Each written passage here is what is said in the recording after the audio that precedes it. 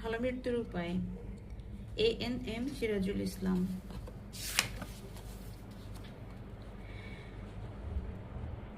কেন এই বই? সবাইকে মৃত্যুবরণ করতে হবে, কিন্তু সেই মৃত্যুকে কাঙ্ক্ষিত ও উত্তম মৃত্যুতে পরিণত করার উপায় সম্পর্কে অনেকের ধারণা সুস্পষ্ট নয়। পক্ষান্তরে খারাপ মৃত্যু কেন হয় এবং তা প্রতিরোধের উপায় সম্পর্কেও বহু লোকের ধারণা পরিষ্কার নয়। অথচ কিভাবে ভালো ও খারাপ মৃত্যু হয়, সেগুলোর লক্ষণ কী এবং সেই জন্য প্রয়োজনীয় কী ব্যবস্থা গ্রহণ করা উচিত, তা নিয়ে আলোচনা করা অত্যন্ত জরুরি। মৃত্যু যদি খারাপ হয়, তাহলে দুনিয়ায় নেক আমলের মৃত্যু মূল্য রইল কোথায়?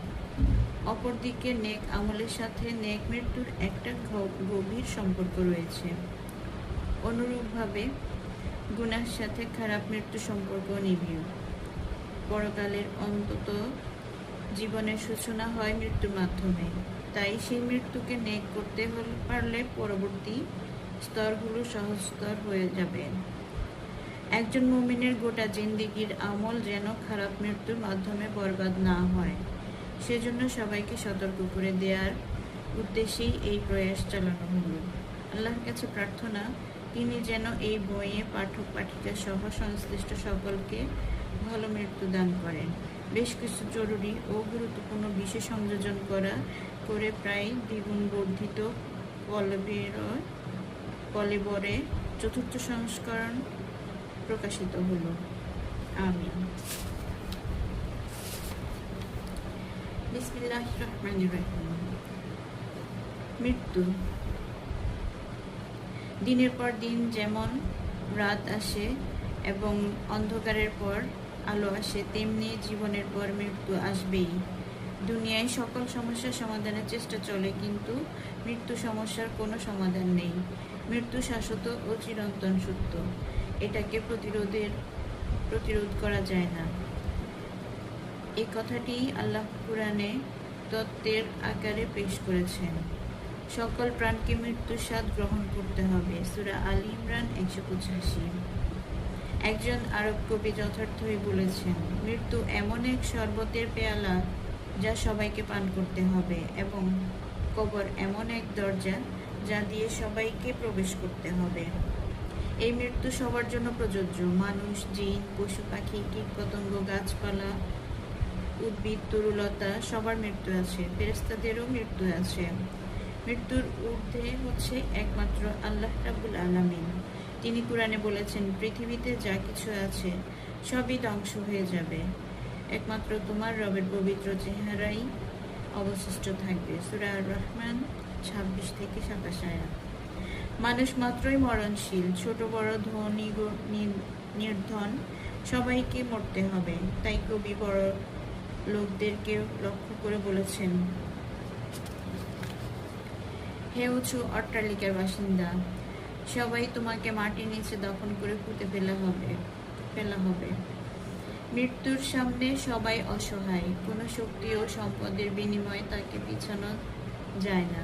শক্তিহীন ও শক্তিধর সবাইকে এর সামনে আত্মসমর্পণ করতে হয়। নির্দিষ্ট সময়ে 1 সেকেন্ডও বিলম্ব না করে তা উপস্থিত হবে। কে কোথায় আছে তার কোনো পরোয়া নেই। মৃত্যুর লক্ষ্য হলো সবাইকে আল্লাহর কাছে ফিরে যেতে হবে, কেননা যে মানুষ আজ দুনিয়াতে এসে বিভিন্ন কাজে ব্যস্ত হয়ে আল্লাহর কাছে ফিরে যাওয়ার বিষয়টি ভুলে গেছে, মৃত্যু তাদেরকে সেই বিস্তৃত স্মৃতির বাস্তব ময়দানে ছেড়ে দিচ্ছে। অবুঝ শিশুরা যেমন ঘর থেকে খেলতে বেরিয়ে খাওয়া দাওয়া ও নির্দিষ্ট সময়ে ঘরে ফেরার কথা ভুলে যায়, তেমনি এই মাটির পৃথিবীর অস্থায়ী মানুষও তার পরকালের আসল ঠিকানা ভুলে যায়। মানুষ ও জিনকে দুনিয়ায় পাঠানো হয়েছে অল্প সময়ের জন্য। এটা হচ্ছে অস্থায়ী বিশ্রাম কেন্দ্র। তারপর তাদেরকে তাদের পরলৌকিক স্থায়ী কেন্দ্রে যেতে হবে। কিন্তু পরিতাপের বিষয়, মানুষ এত কিছু জানা সত্ত্বেও অস্থায়ী দুনিয়াকে স্থায়ী বসবাসের জায়গা মনে করে বসে আছে। পবিত্র কুরআন ও হাদিস মানুষের মৃত্যু সম্পর্কে বহু উদাহরণ পেশ করে মানুষের দৃষ্টি আখিরাতের দিকে আকৃষ্ট করার চেষ্টা করেছে। মানুষ যদি সেগুলো পাঠ করে তাহলে মৃত্যু তথা পরকাল সম্পর্কে পরিষ্কার ধারণা লাভ করতে পারে। রাসূল সাল্লাল্লাহু আলাইহি সাল্লাম নিজের বাস্তব জীবনের বহু ঘটনার মাধ্যমে মুমিনদের দৃষ্টি মৃত্যুর দিকে আকৃষ্ট করার চেষ্টা করেছেন। কবি কণ্ঠে অসহায় মৃত্যুর করুণ বর্ণনা। তারপর এই শূন্য জীবনে যত কাটিয়েছি পারি, যেখানেই যাহারে জড়াইয়ে ধরেছি সেই চলে গেছে ছাড়ি। শত কাপনের শত কবরের অঙ্ক হৃদয়ে আঁকি, গনিয়ে গনিয়ে ভুল করে গনি সারা দিন রাত জাগি। মসজিদ হতে আজান হাঁকিয়ে বড় সকরুণ সুর, মোর জীবনের রোজ কিয়ামত ভাবিতেছি কত দূর। কবি জসিমউদ্দিনের কবর থেকে নেওয়া। আবু হুরায়রা রাদিয়াল্লাহু থেকে বর্ণিত, নবী করিম সাল্লাল্লাহু আলাইহি সাল্লাম বলেছেন, আমার উম্মতের জীবন 60 থেকে 70 বছর, কম সংখ্যক লোকই তা অতিক্রম করে থাকে। তিরমিজি। অধিকাংশ লোকের বয়স এর মধ্যে এর কমই হয়, তারপর মৃত্যুবরণ করে। অল্প লোকই আরো বেশি হায়াত পেয়ে থাকে। মৃত্যু সম্পর্কে কুরআন। কুরআনের বহু জায়গায় আল্লাহ মৃত্যু সম্পর্কে আলোচনা করেছেন। আল্লাহ বলেছেন, মৃত্যু চিরন্তন, তা আসবেই। তোমরা যেখানে থাকো মৃত্যু তোমাদেরকে পাবেই। আল্লাহ বলেন, তোমরা যে মৃত্যু থেকে পালাতে চাও সেই মৃত্যুর সাথে অবশ্যই তোমাদের সাক্ষাৎ হবে। তারপর তোমাদেরকে সেই মহান আল্লাহর কাছে ফেরত পাঠানো হবে, যিনি আকাশ ও প্রকাশ্য ও অপ্রকাশ্য সকল বিষয়ে জানেন, এবং তিনি তোমাদের আমল ও কাজকর্ম সম্পর্কে অবহিত করবেন। সূরা জুমআ আয়াত 8। কুরআন বলছে, আপনার আগে কোনো মানুষকে আমি চিরস্থায়ী করিনি। সকল উম্মতের রয়েছে সুনির্দিষ্ট জীবন বা হায়াত। যখন তাদের সেই সুনির্দিষ্ট সময় উপস্থিত হবে তখন তারা সেই সময়কে মুহূর্তের জন্য আগে পিছে করতে পারবে না। সূরা ইউনূস আয়াত 49। আল্লাহ বলেন, আল্লাহ তোমাদের মধ্যে কে উত্তম আমলকারী সে বিষয়ে পরীক্ষা নিরীক্ষার জন্য জীবন ও মৃত্যু সৃষ্টি করেছেন। সূরা আল মুলক আয়াত 2। মৃত্যুর সাথে হায়াতের চূড়ান্ত লক্ষ্য সংযুক্ত রয়েছে। আল্লাহ বলেন, হে ঈমানদারগণ, আল্লাহকে সত্যিকার অর্থে ভয় করো এবং তোমরা মুসলিম হওয়া ছাড়া মৃত্যুবরণ করো না। সূরা আলে ইমরান আয়াত 102। হায়াতের চরম লক্ষ্য হলো আল্লাহর নির্দেশ আদেশ নিষেধ মানা ও তার হুকুমের আনুগত্য করা। কাজেই কেউ যেন সেই সকল আদেশ নিষেধের আনুগত্য না করে মৃত্যুবরণ না করে। যদি কেউ এর বিপরীত কাজ করে তাহলে তাকে শাস্তি পেতে হবে। আল্লাহর আদেশ নিষেধ বলতে ফরজ, ওয়াজিব এবং হারামকে বোঝায়। তাই কি কি ফরজ, ওয়াজিব ও হারাম আছে তা আগে জানতে হবে। আল্লাহ কুরআনে এই বিষয়ে আরো বলেছেন, হাসরের দিন তোমাদেরকে তোমাদের পারিশ্রমিক পূর্ণ করে দেয়া হবে। যাকে দোজখের আগুন থেকে দূরে রাখা হবে এবং বেহেশতে প্রবেশ করানো হবে, সে অবশ্যই সফল কাম হবে। সূরা আলে ইমরান 185। মৃত্যু সম্পর্কে উদাসীন লোকের অসংখ্য সংখ্যা। এই উদাসীন লোকেরা ভুলেও মৃত্যুর কথা স্মরণ করতে চায় না। তাই তারা আল্লাহর হুকুমের নাফরমানি করে, নিয়মিত ফরজ ওয়াজিব লঙ্ঘন করে এবং হারাম কাজ থেকে বিরত থাকতে চায়। তাদের কাছে সগীরা, কবিরা, শিরক, বিদআত কোনোটারই বালাই নেই। তারা একাধারে পাপ ও পুণ্য অব্যাহত রেখেছে।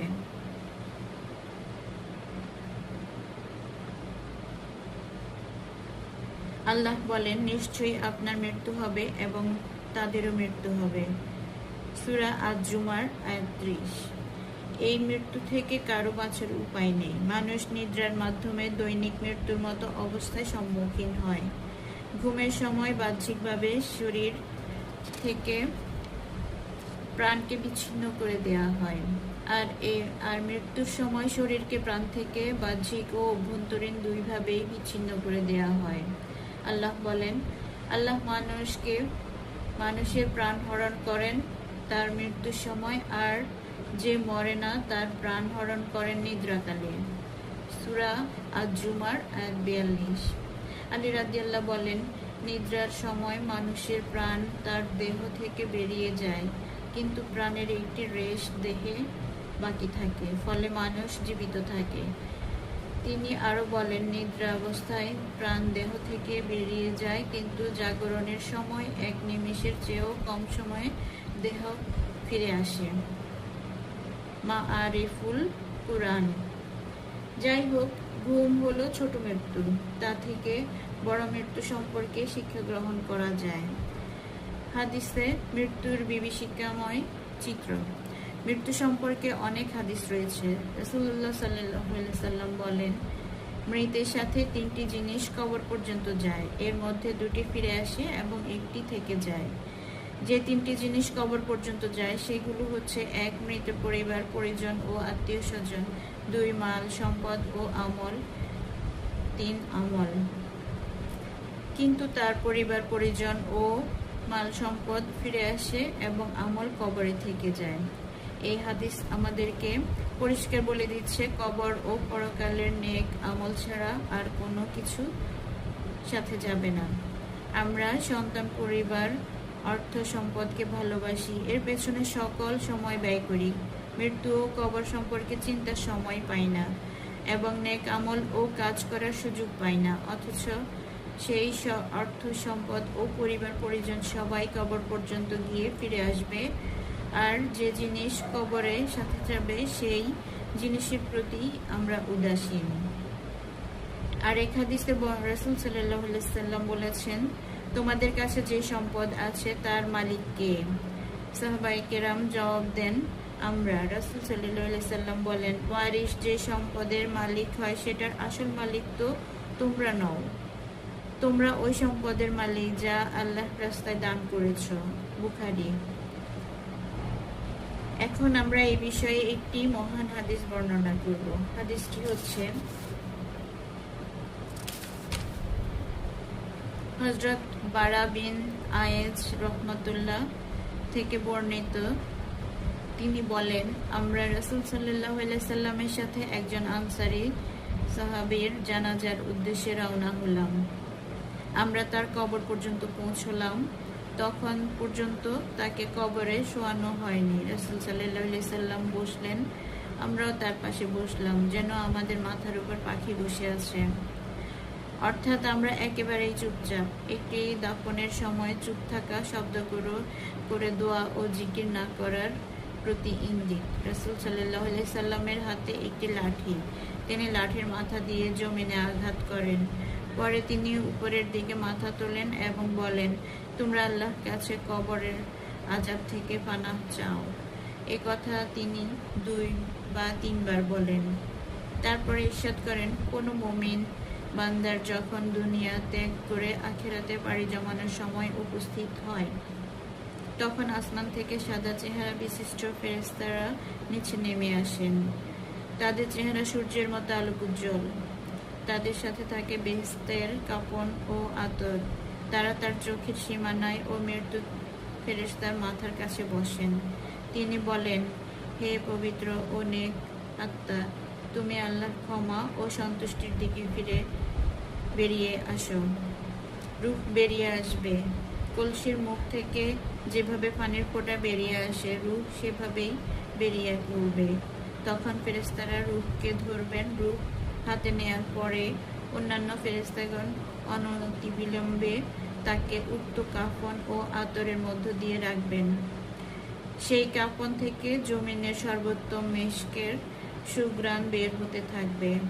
তারপর তারা তা নিয়ে উপরে চলে যাবেন। তারা যখনই কোনো ফেরেশতা দলের কাছ দিয়ে অতিক্রম করবেন, তখনই ফেরেশতারা বলবে, এটা কোনো উত্তম রূপ বহনকারী। ফেরেশতারা বলবেন, এটা অমুকের রূপ।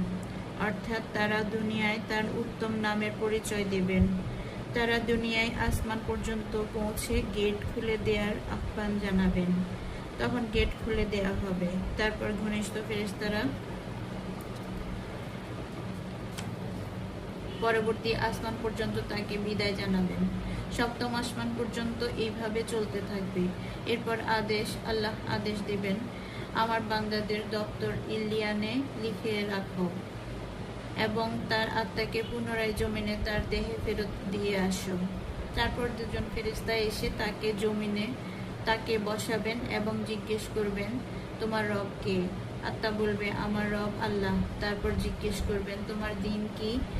আত্মা বলবে, আমার দিন ইসলাম। ফেরেশতারা জিজ্ঞেস করবেন, তোমাদের কাছে প্রেরিত এই লোকটি কে? আত্মা বলবে, তিনি আল্লাহর রাসূল। তারপর জিজ্ঞেস করবেন, তুমি কিভাবে তা জানো? আত্মা বলবে, আমি আল্লাহর কিতাব পড়েছি, এর উপর ঈমান এনেছি এবং তা বিশ্বাস করেছি। এরপর আকাশ থেকে একজন আহ্বানকারী আওয়াজ দিয়ে বলবেন, আমার বান্দা ঠিক বলেছে, তার জন্য বেহেশতি বিছানা বিছিয়ে দাও এবং বেহেশতের একটি দরজা খুলে দাও। সে বেহেশতের সুঘ্রাণ ও প্রশান্তি লাভ করবে। তার কবর নিজ চোখের দৃষ্টি সীমানা পর্যন্ত সম্প্রসারিত করা হবে। রাবি বলেন, তার কাছে সুন্দর চেহারা বিশিষ্ট একজন লোক আসবে, যার পরনে সুন্দর কাপড় ও শরীরে সুঘ্রাণ থাকবে। সে বলবে, তুমি সুখের সুসংবাদ গ্রহণ করো। এটা সেই দিন, যেই দিন সম্পর্কে তোমাকে প্রতিশ্রুতি দেওয়া হয়েছিল। আত্মা জিজ্ঞেস করবে, তুমি কে? সুন্দর চেহারা নিয়ে যে আমাকে সুসংবাদ দিচ্ছ। লোকটি উত্তর দিবে, আমি তোমার অনেক আমল বা কাজ। তারপর আত্মা ফরিয়াদ করতে থাকবে, হে আমার রব, কেয়ামত কায়েম করো, কেয়ামত ঘটাও, যেন আমি আমার পরিবার পরিজন ও মাল সম্পদের কাছে ফিরে যেতে পারি। পক্ষান্তরে বান্দা যদি কাফের হয় এবং দুনিয়া ত্যাগ করে আখিরাতে পাড়ি জমানোর সময় উপস্থিত হয়, তখন তার কাছে কালো চেহারা বিশিষ্ট ফেরেশতা নাজিল হয়। তারপর মৃত্যু ফেরেশতা হাজির হয় এবং তার মাথার কাছে বসে আদেশ করে, হে হীন অপবিত্র আত্মা, আল্লাহর অসন্তুষ্টি ও গজবের দিকে বেরিয়ে আসো। তখন তার শরীর চূর্ণ বিচূর্ণ হতে থাকবে। ফেরেশতারা আত্মাকে শরীর থেকে এমনভাবে টেনে বের করবে, যেমনটি ভিজা পশম থেকে বাঁকা কাঁটা বিশিষ্ট লোহা টেনে বের করা হয়। বের করার সাথে সাথে অনতিবিলম্বে পশমের তৈরি কাপড়ে রাখে। তা থেকে জমিনের সবচাইতে নিকৃষ্ট দুর্গন্ধ বের হতে থাকে। ফেরেশতারা তাকে নিয়ে উপরের দিকে উঠতে থাকে। যখনই কোনো ফেরেশতা দলের পাশ দিয়ে অতিক্রম করে, তখনই তারা প্রশ্ন করে, এই হীন ও অপবিত্র আত্মা কার? তখন ফেরেশতারা জবাবে বলে, সে অমুক ব্যক্তি। তাকে দুনিয়ার নিকৃষ্টতম নামে পরিচয় করানো হবে। তারা দুনিয়ার আসমানের কাছে পৌঁছে গেট খোলার আহ্বান জানাবে, কিন্তু গেট খোলা হবে না। এই প্রসঙ্গে রাসূল সাল্লাল্লাহু আলাইহি সাল্লাম এই আয়াতটি পড়েন, তাদের জন্য আসমানের দরজা খোলা হবে না এবং না তারা বেহেশতে প্রবেশ করবে। সুঁইয়ের ছিদ্র দিয়ে উটের প্রবেশ যেমন অসম্ভব, তাদের বেহেশতে প্রবেশ করাও সেইরূপ অসম্ভব। তারপর আল্লাহ বলবেন, তার দপ্তর সর্বনিম্ন জমিনের সিজ্জিনে লিখে রাখো। তারপর তার আত্মাকে জোরে নিক্ষেপ করা হবে। এই প্রসঙ্গে রাসূল সাল্লাল্লাহু আলাইহি সাল্লাম কুরআনের এই আয়াতটি পাঠ করেন, যে আল্লাহর সাথে শিরক করে সে যেন আকাশ থেকে পড়ে যায়। এরপর পাখি তাকে ছুঁ মেরে নিয়ে যায়, কিন্তু বাতাস তাকে দূরবর্তী স্থানে নিক্ষেপ করে। পরে তার আত্মাকে দেহ ফেরত দেয়া হয় এবং দুজন ফেরেশতা এসে তাকে বসায় ও জিজ্ঞেস করে, তোমার রব কে? সে বলে, হায় হায়, আমি জানি না। তোমার দিন কি? সে বলে, হায় হায়, আমি জানি না। তোমার কাছে প্রেরিত এই লোকটি কে? সে বলে, হায় হায়, আমি জানি না। তারপর আকাশ থেকে একজন আওয়াজদানকারী আওয়াজ দিয়ে বলে, সে মিথ্যাবাদী, তার জন্য দোজখের বিছানা বিছিয়ে দাও, দোজখের দিকে একটা দরজা খুলে দাও, যাতে দোজখের তাপ ও বিষাক্ত হাওয়া আসতে পারে। কবর যেন তার জন্য সংকীর্ণ হয়ে আসে এবং অঙ্গ প্রত্যঙ্গগুলো যেন একটা আরেকটার ভেতরে ঢুকে যায়।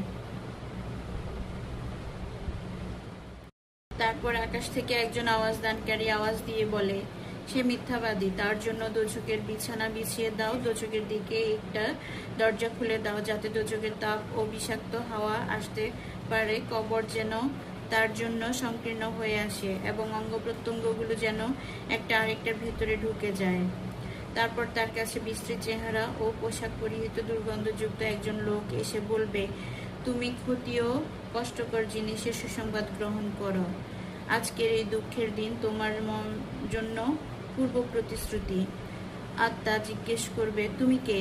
তোমার বিশ্রী চেহারা মন্দ জিনিস নিয়ে আসছে। লোকটি বলবে, আমি তোমার মন্দ নিকৃষ্ট কাজ। তারপর আত্মা বলবে, হে আমার রব, কিয়ামত সংঘটিত করো না। সহি আল জামে 1672 নং হাদিস। আল্লামা মোহাম্মদ নাসিরুদ্দিন আল বানী বর্ণনার সামান্য পার্থক্য সহকারে আহমদ, আবু দাউদ, হাকেম, ইবনে হিব্বান ও আবু আওয়ানা হাদিসটি নিজ নিজ গ্রন্থে বর্ণনা করেছেন। এই হাদিসে রাসূল সাল্লাল্লাহু আলাইহি সাল্লাম মানুষের মৃত্যুকালীন চিত্র তুলে ধরেছেন। মানুষ নেক ও ইমানদার হলে তার মৃত্যু কত সহজ ও সুন্দরভাবে হয় এবং সেই পূর্ণাত্মা কি পরম শান্তি ও মর্যাদা লাভ করে সে বিষয়টি পরিষ্কারভাবে তুলে ধরেছেন। অপরদিকে খারাপ ও পাপী বান্দার মৃত্যুর করুণ চিত্রটিও তিনি তুলনামূলকভাবে তুলে ধরেছেন। এই দুটি চিত্র সামনে রাখলে একজন বিবেকবান মুসলিম কিছুতেই মৃত্যুর ব্যাপারে বেখেয়াল ও উদাসীন হতে পারে না। যে ব্যক্তির মনে সর্বদা মৃত্যু ও পরকালের চিন্তা জাগরুক থাকে, সে কখনো আল্লাহর আদেশ নিষেধ পালন করা থেকে দূরে থাকতে পারে না গুনাহ, অন্যায়, মন্দ, অশ্লীল কাজে জড়িত থাকতে। তার জীবনে প্রতিদিন নেক কাজের পরিমাণ বাড়তে থাকে এবং পাপের পরিমাণ কমতে থাকে। সে প্রতিটি কাজকে আল্লাহর আদেশ নিষেধের মাপকাঠিতে বিচার করে চলতে শিখে। তা না হলে তার ঈমানি জিন্দেগি মজবুত হতে পারে না। রাসূল সাল্লাল্লাহু আলাইহি সাল্লাম বলেন, আদম সন্তান দুই জিনিসকে অপছন্দ করে। সে মৃত্যুকে অপছন্দ করে, অথচ মৃত্যু উত্তম মুমিনের জন্য ফিতনা থেকে বাঁচার লক্ষ্যে। সে অল্প সম্পদ অপছন্দ করে, অথচ অল্প সম্পদ পরকালের হিসেবের জন্য সুবিধাজনক। ইবনে আব্বাস রাদিয়াল্লাহু থেকে বর্ণিত, রাসূল সাল্লাল্লাহু আলাইহি সাল্লাম লোককে লক্ষ্য করে বলেন, তুমি পাঁচটি বিষয়ের পূর্বে গুরুত্ব দাও। 1. বার্ধক্যের আগে তোমার যৌবন। 2. অসুস্থতার আগে তোমার স্বাস্থ্য। 3. অভাবের আগে তোমার সম্পদ। 4. ব্যস্ততার আগে তোমার অবসর সময় এবং 5. মৃত্যুর আগে তোমার জীবন। এই হাদিসে মৃত্যু আসার আগে জীবনের সময়ের সদ্ব্যবহার সহ মোট 5টি জিনিসের সদ্ব্যবহারের কথা বলা হয়েছে। বৃদ্ধ, অসুস্থ ও অভাবী লোক ইচ্ছা থাকলেও অনেক সময় নেক কাজ করতে পারে না। অবসর সময়কে ভালো কাজে এবং মৃত্যুর আগের সময়কে কাজে লাগানো সৌভাগ্যের লক্ষণ। রাসূল সাল্লাল্লাহু আলাইহি সাল্লাম বলেন, আমি তোমাদের মধ্যে সরব ও নীরব এই দুটি জিনিস রেখে দিলাম। এখানে সরব বলতে কুরআনকে বোঝানো হয়েছে। কুরআন পাঠ করার সময় শব্দ করে কুরআন পড়তে হয়। আর নীরব বলতে মৃত্যুকে বোঝানো হয়েছে। এটা এক নীরব সত্য। এই মৃত্যু নীরবে সবার কাছে আসবে। মহানবী সাল্লাল্লাহু আলাইহি সাল্লাম মানুষকে দুনিয়া থেকে বিদায় নেওয়ার প্রস্তুতি নির্দেশ দিয়েছেন। আব্দুল্লাহ ইবনে ওমর রাদিয়াল্লাহু থেকে বর্ণিত, রাসূল সাল্লাল্লাহু আলাইহি সাল্লাম বলেন, তুমি দুনিয়ায় এমনভাবে জীবনযাপন করো যেন তুমি প্রবাসে আছো কিংবা পথিক মুসাফির অবস্থায় আছো। বুখারী। আহমেদ এবং ইবনু মাজার হাদিসে আরো একটু বেশি আছে, আর তা হলো, এবং নিজেকে কবরের বাসিন্দা গণ্য করো। এবং এই হাদিসে দুনিয়ার জীবন সম্পর্কে এক পরিপূর্ণ দর্শন পেশ করে। কেউ প্রবাসে থাকলে নিজের মূল ঠিকানায় ফিরে আসার চিন্তায় থাকে, অনুরূপ মুসাফিরেরও চিন্তা। সফর এবং প্রবাসী জীবন অস্থায়ী, দুনিয়ার জীবনও তাই।